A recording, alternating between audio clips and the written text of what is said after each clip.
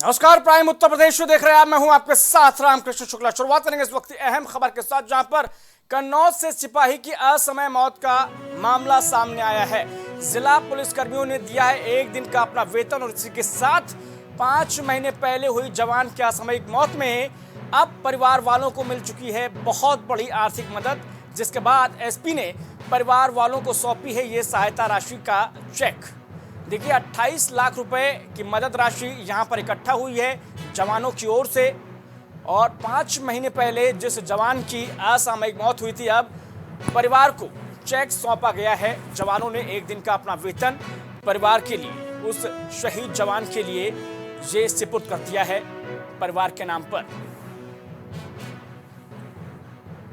5 महीने पहले जवान की मौत होती है और उसके बाद परिवार पूरी तरीके से सदमे में आ जाता है।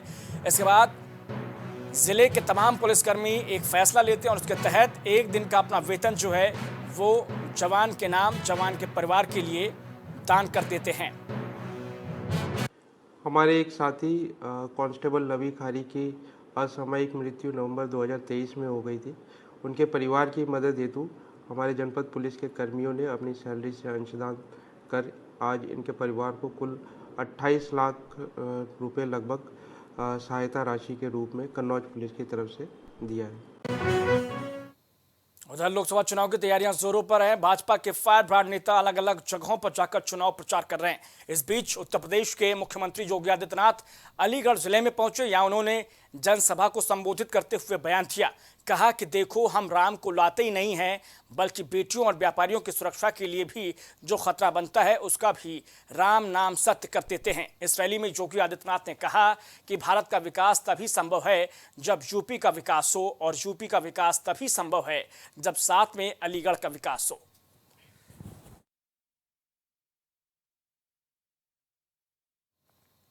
सूबे के डिप्टी सीएम केशव प्रसाद मौर्य एक कार्यक्रम के दौरान अलीगढ़ पहुंचे। यहां धर्म समाज महाविद्यालय के ऑडिटोरियम में बूथ सम्मेलन को संबोधित करते हुए केशव प्रसाद मौर्य ने लोकसभा चुनाव में अब की बार 400 पार का नारा दिया। साथ ही भाजपा सरकार में तमाम विकास कार्यों को गिनाते हुए उन्होंने राम मंदिर को लेकर वोट मांगे। सपा प्रत्याशी नहीं खोज पा रही, कांग्रेस प्रत्याशी नहीं खोज पा रही है। भारतीय जनता पार्टी मेरा बूथ सबसे मजबूत के संकल्प के साथ हर विधानसभा में बूथ अध्यक्षों का सम्मेलन करने का काम कर रही है, सभाएं करने का काम कर रही है। और हमारा चुनाव प्रचार, विपक्ष के चुनाव प्रचार अभी शुरू नहीं हुआ, हमारा चुनाव प्रचार बूथ तक पहुंच गया है। सपा पूरी तरह से साफ है, बसपा बिल्कुल साफ है, कांग्रेस मुक्त भारत है, फिर एक बार मोदी सरकार बनने जा रही है। राजधानी लखनऊ में समाजवादी पार्टी के अध्यक्ष अखिलेश यादव ने खजुराहो में समाजवादी पार्टी कैंडिडेट मीरा यादव का पर्चा खारिज होने के मामले में कड़ी नाराजगी जाहिर की है। इस दौरान अखिलेश यादव ने कहा कि खजुराहो सीट से इंडिया गठबंधन की सपा प्रत्याशी मीरा यादव का नामांकन निरस्त करना सरेआम लोकतंत्र की हत्या है। कहा जा रहा है कि हस्ताक्षर नहीं थे, ये सब बहाने हैं और हार चुकी भाजपा की ये हताशा है। इस घटना की भी न्यायिक जांच होनी चाहिए। किसी का पर्चा निरस्त करना दरअसल में लोकतांत्रिक अपराध है। लोकसभा चुनाव के ठीक पहले कांग्रेस ने अपना घोषणा पत्र जारी कर दिया। कांग्रेस ने अपने घोषणा पत्र में 5 न्याय और 25 गारंटी का ऐलान किया है। कांग्रेस ने अपने मैनिफेस्टो में सभी वर्गों के लिए अलग अलग तरीके की स्कीम्स का वादा किया है। इसको लेकर हमारे संवाददाता ने कांग्रेस प्रवक्ता पुनीत पाठक से बातचीत की है।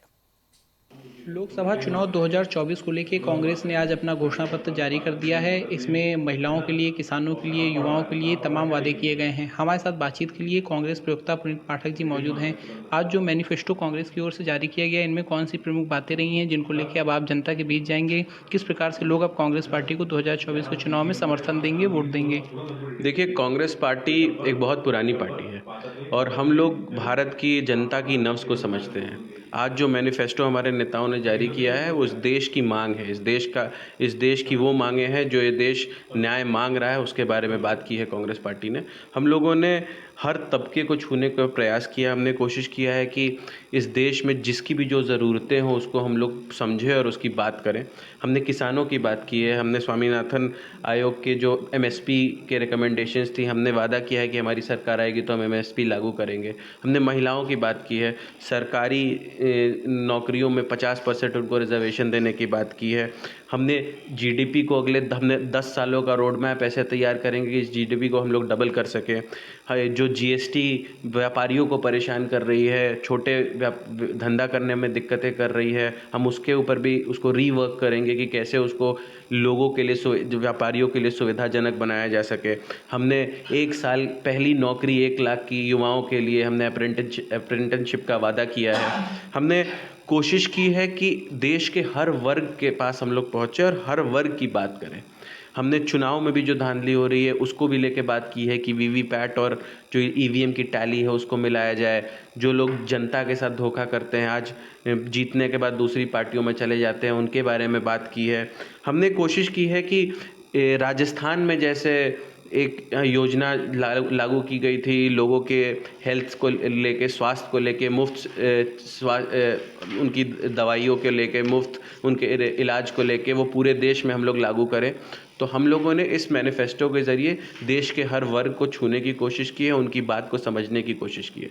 देखिए, हमारे नेता लगातार जनता के बीच में जाते रहे हैं। राहुल जी ने दक्षिण से लेके उत्तर और पूरब से लेके पश्चिम तक की यात्रा की है, लोगों के बीच में गए हैं, उनकी बात को सुना है।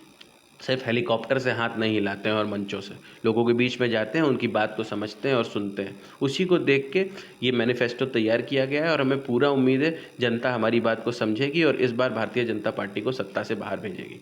इलाहाबाद हाईकोर्ट ने अवैध मदरसों को बंद करने के लिए एक आदेश दिया था, जिस पे सुप्रीम कोर्ट ने आज रोक लगा दी है और ये जो छात्र मदरसों में पढ़ते हैं उनके लिए एक राहत की खबर मानी जा रही है। कांग्रेस पार्टी इसको कैसे देखती है? देखिए, हमारा तो यही मानना है कि देश संविधान से चलना चाहिए। जब भी सरकारें कोई फैसला लेती हैं, कोई आदेश देती हैं, तो अगर कोई असंतुष्ट है तो उसके पास पूरा हक होता है कि वो कोर्ट में जाए। माननीय इलाहाबाद हाईकोर्ट ने जो आदेश दिया उस पर सुप्रीम कोर्ट ने रोक लगा दी है। तो ये कोर्ट का मसला है, दोनों तरफ के पक्षों ने अपनी अपनी बात रखी होगी और हम इस देश के संविधान में विश्वास रखते हैं। कोर्ट जो कहेगा वो सर्वमान्य है। रॉबर्ट वाड्रा जी ने एक बयान दिया जिसमें वो अमेठी से चुनाव लड़ने की बात कह रहे हैं, तो क्या वो अमेठी से अब कांग्रेस के प्रत्याशी होंगे? रायबरेली से प्रियंका जी और अमेठी से रॉबर्ट वाड्रा। देखिए, ये केंद्रीय चुनाव समिति का फैसला होता है।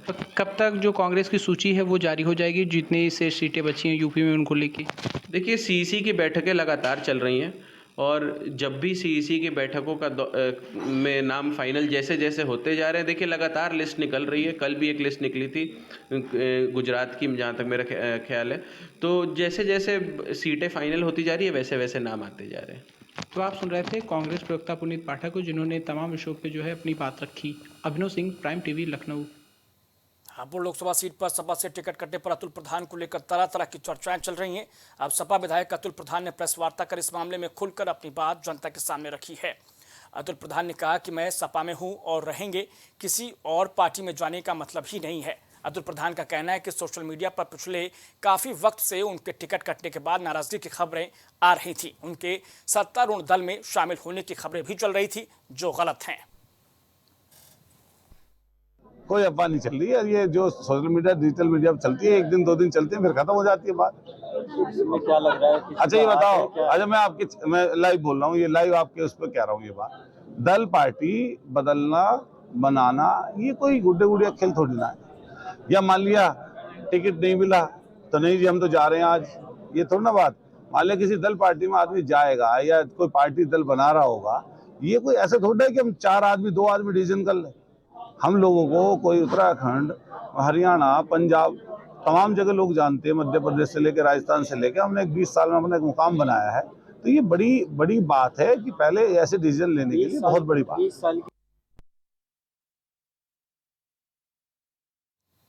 लखनऊ में सुप्रीम कोर्ट के फैसले पर मदरसा बोर्ड के चेयरमैन का बयान सामने आया। डॉक्टर इफ्तिकार अहमद जावेद ने अपने बयान में कहा कि मैं रमजान में अलविदा के दिन सुप्रीम कोर्ट के फैसले का स्वागत करता हूं। उन्होंने केस से जुड़े सभी लोगों को बधाई दी है और साथ ही मदरसे के छात्रों, प्रधानाचार्य और टीचरों को मुबारकबाद भी दी है। रमजान के बाद उत्तर प्रदेश के मदरसे खुलेंगे, मदरसे प्रधानमंत्री के सपने को साकार करेंगे। आज रमज़ान के इस पाक एवं पवित्र महीने में अलविदा के दिन सुप्रीम कोर्ट के माननीय जजों ने मदरसों के लिए जो फैसला सुनाया है उसका मैं तहे दिल से स्वागत करता हूं और इस केस में जुड़े सभी लोगों का बधाई देता हूं। जिन लोगों ने हाई कोर्ट के फैसले के विरुद्ध जाकर के सुप्रीम कोर्ट में लड़ाई लड़ी है उन सबको मुबारकबाद देता हूं। मैं इस फैसले के बाद मदरसे से जुड़े सभी प्रबंधकों को, प्रधानाचार्यों को, शिक्षकों को, छात्र छात्राओं को मुबारकबाद देता हूं। रमज़ान का पवित्र महीना चल रहा है। रमज़ान के बाद ईद के बाद जब मदरसे खुलेंगे तो मदरसे से जुड़े लोग माननीय प्रधानमंत्री जी के सपनों के अनुरूप एक हाथ में कुरान और एक हाथ में कंप्यूटर की दर्ज पे फिर से पहले की तरह देश और समाज की मुख्य धारा में आकर के बच्चों का विकास करेंगे। कानपुर के अरोल थाना इलाके के मोहीपुरवा गांव से दिल दहला देने वाली एक घटना सामने आई, जहां छप्पर की झोपड़ी में रहने वाले मजदूर के घर आग से उसका बेटा जिंदा जल गया। बच्चे 85% हिस्सा उसका झुलस गया था। बच्चे का शव देख मां के होश उड़ गए। लेकिन सवाल यह है कि आखिर इस मौत का जिम्मेदार कौन है। एक तरफ सरकार गरीबों को पक्के आवास मुहैया कराने की बात कहती है, पीठ थपथपाती है अपनी, तो ये बड़ा सवाल है कि आखिर इस परिवार को अभी तक क्यों नहीं आवास दिया गया था। मोहीपुर गांव में एक दुखद घटना हुई जिसमें एक 3 साल का बालक चूल्हे की आग से जलने से उसकी दुखद मृत्यु हो गई है। उसके पिता और अपनी बड़ी लड़की को लेकर के अपने बहनोई के यहाँ गए थे और माँ और 2 बच्चे घर पे थे। माँ शौच के लिए चली गई थी। 2 बच्चे बलवान और हनुमान दोनों घर पे थे। इस दौरान चूल्हे के पास माचिस से खेलते हुए आग लगी है। बागेश्वर धाम के पीठाधीश्वर धीरेन्द्र कृष्ण शास्त्री की भड़काऊ बयानों को लेकर मुश्किलें बढ़ती जा रही हैं। बाबा बागेश्वर धीरेन्द्र कृष्ण शास्त्री के भड़काऊ बयान के विरोध में लखनऊ में मुस्लिम धर्मगुरु उतर आए हैं। भड़काऊ बयान को लेकर सुबह मौलाना सैफ अब्बास और अन्य मौलवी चौक कोतवाली में पहुंचे। बाबा बागेश्वर के बयान के खिलाफ थाने में FIR दर्ज करवाने के लिए तहरीर दी गई है। मौलाना सैफ अब्बास ने अपना बयान जारी कर बाबा बागेश्वर के बयान को लेकर नाराजगी भी जाहिर की है। जिस तरीके से धीरेन्द्र शास्त्री ने टिप्पणी की है मौलाए कायनात की ज़ात के ऊपर, ये अफसोसनाक है और इसकी जितनी भी निंदा की जाए कम है। और आप जो कह रहे हैं कि मौलाना नहीं मुसलमान नहीं, मैं आपसे एक बात कह रहा हूँ कि अगर हमारे मोरारी बापू से इस सिलसिले में बात की जाए तो उनकी आस्था को भी ठेस पहुँची है। हमारे गुजरात के हिंदुओं की सर्वश्रेष्ठ धर्मगुरु, पूरा हिंदू समाज जिनका सम्मान करता है, वो जब अपने प्रवचन और कथा का आगाज़ करते हैं अली मौला करके करते हैं, कितना सम्मान है।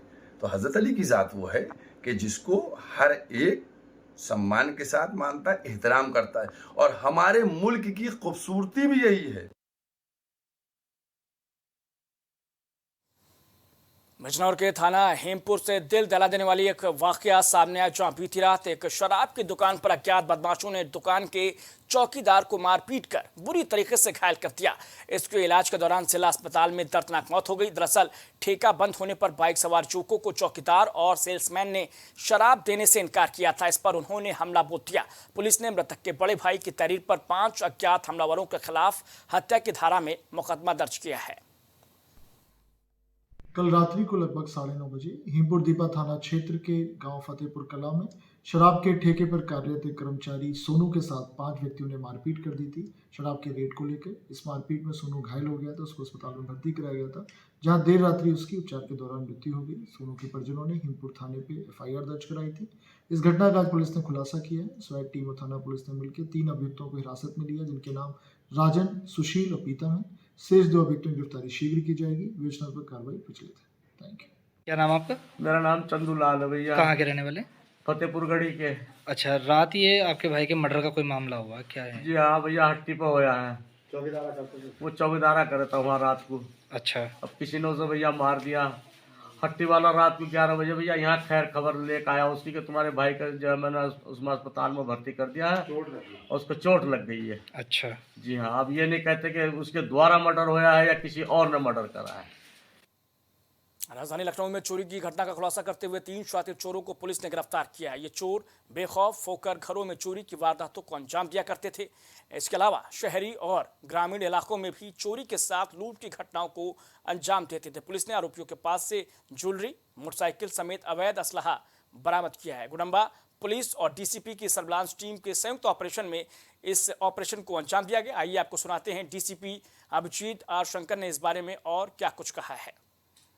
शहरी व ग्रामीण इलाकों में असलहा लेकर रेकी कर चोरी की घटनाओं को अंजाम देने वाले 3 शातिर चोरों को गिरफ्तार किया गया है। गिरफ्तारी के बाद उनके पास से ज्वेलरी समेत असलहा भी बरामद हुआ। कैसे क्या कुछ गिरफ्तारी हुई, उसमें ज़्यादा बातचीत करने के लिए DCP north Abhijeet R Shankar ji मौजूद हैं। सर, जिस तरीके से ये खुलासा हुआ है, मास्टरमाइंड भी गिरफ्तार हुआ है। मास्टरमाइंड इब्राहिम के साथ 2 और लोग गिरफ्तार हुए। कैसे पुलिस टीम उन तक पहुंची, कैसे गिरफ्तारी हुई? लगातार पुलिस टीम द्वारा थाना क्षेत्र गुडम्बा और एवं अन्य थानों पे हुआ चोरियों को लेकर निगरानी रख रहा था। इसके खुलासे में पुलिस जुड़ी रहा था। इसको लेके हुए हमारा मुखबिर तंत्र सूत्रों को बहुत ज़्यादा एक्टिवेट किया गया था, जिसमें से हम लोगों को एक मुखबिर ने सूचना दी कि ये फलाना आदमियों के बारे में ये लोग चोरी करता है। इसी को आगे चलते हुए आज इनको गिरफ्तार करके पूछताछ किया तो 4 घटना इन्होंने कबूल किया, जो भी नॉर्थ जोन का है। 23 से लेकर 24 तक अलग अलग तारीखों में अलग अलग इलाकों पे घर में और मकान में ये लोग चोरी किया था और बहुत ज़्यादा सामान चोरी किया था। इसमें कुछ सामान भी रिकवर भी हुआ है, जिसमें बहुत अलग अलग पीसेस का ज्वेलरी भी है और एक लैपटॉप भी है।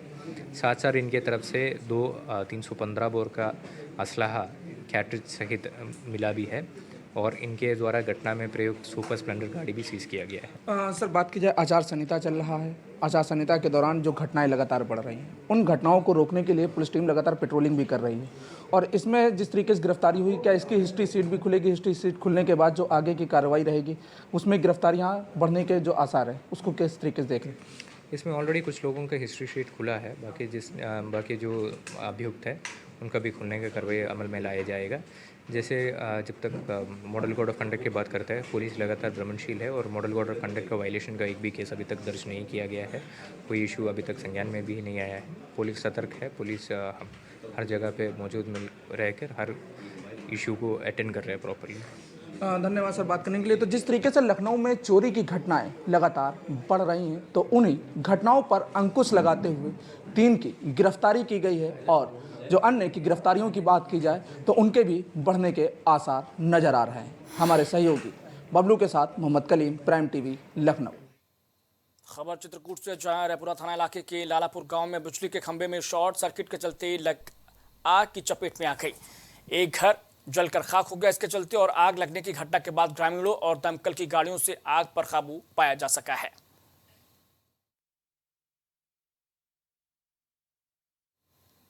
बुंदेलखंड के महोबा में बिजली के शॉर्ट सर्किट से खेत में लगी आग की चपेट में आकर गेहूं की फसल जलकर राख हो गई है। हालांकि सूचना मिलते ही तत्काल मौके पर पहुंची फायर ब्रिगेड की टीम ने कड़ी मशक्कत के बाद आखिरकार आग पर काबू पाया जा सका है, जिससे करीब 13 बीघा में लगी गेहूं की फसल जलने से बच गई। वहीं किसानों ने बताया कि बिजली विभाग की 11,000 की लाइन से आए दिन शॉर्ट सर्किट की वजह से आग लगने का खतरा बना रहता है। सर, आग लग गई थी तो फोन किया था कि आग बुझाने के लिए। कहाँ पर आग लग गई? किस गाय का खेत था? गेहूं का खेत था, पिसी में आग लग गई थी। अच्छा, क्या लगा आपको? कैसे आग लग गई? ये सर बिजली के तार निकले, इसी से फाइल डाल हुआ तो उसकी वजह आग लगी।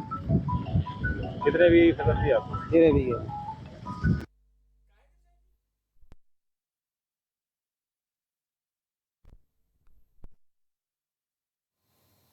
तो प्राइम उत्तर प्रदेश में इतना, लेकिन प्राइम टीवी पर खबरें लगातार जारी है।